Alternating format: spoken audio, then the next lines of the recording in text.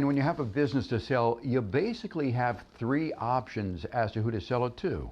Yeah, one of them you could sell to your family or children. So a lot of businesses go to the kids, and that's a very different kind of sale than selling to your internal employees. So there's a second one right there where you sell to your managers, your long-term employees that help you build that business. The third option is to do a completely external sale to a third party.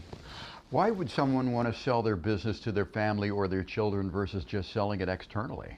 Well, obviously you want to keep the family line, keep it in the family. That's we've been doing that for generations, hundreds and hundreds of years. That's how all businesses were succeeded. There wasn't any corporate buyers back in the 1800s and 1900s and so forth. Usually it was farming, and you pass it down to your kids, and that's your legacy. But anymore, we're not all farmers anymore, and we're finding that often whatever business we had, maybe our kids just don't want to do it anymore, and so more and more there's been a movement from passing business on to your children and instead onto other buyers, such as your internal employees as a buyer or an external buyer.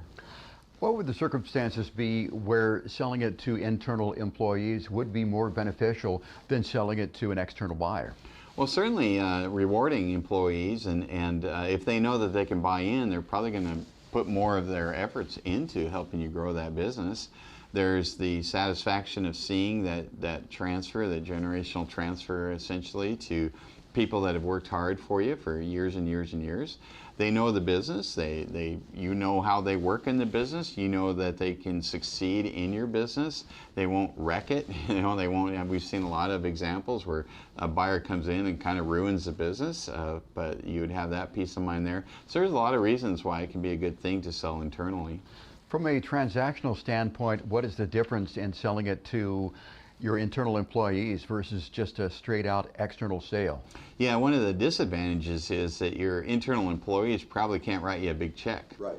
And they're not going to be able to cash you out. So you're taking a risk. You're taking the risk that, you hope that they're going to pay you. Generally, it's sold on an installment sale.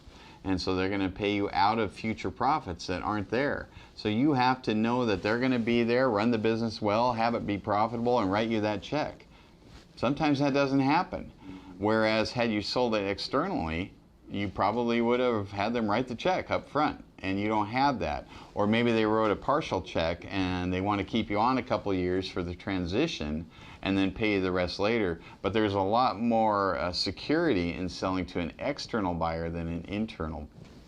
Can you give me an example of a client that you have helped sell their business this way, maybe sold it internally or externally, or to a family?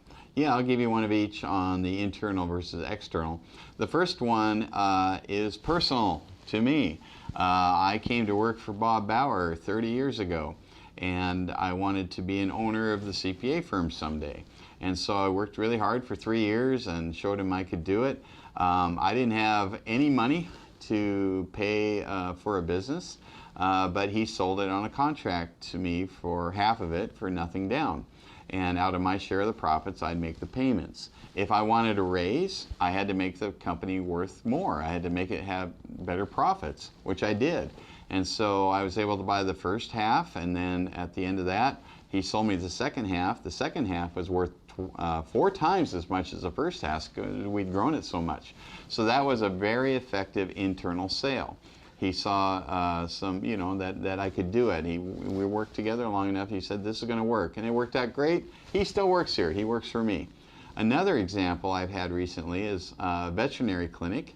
The owner of it had helpers and temporary vets come along, but really it was him that did all the work.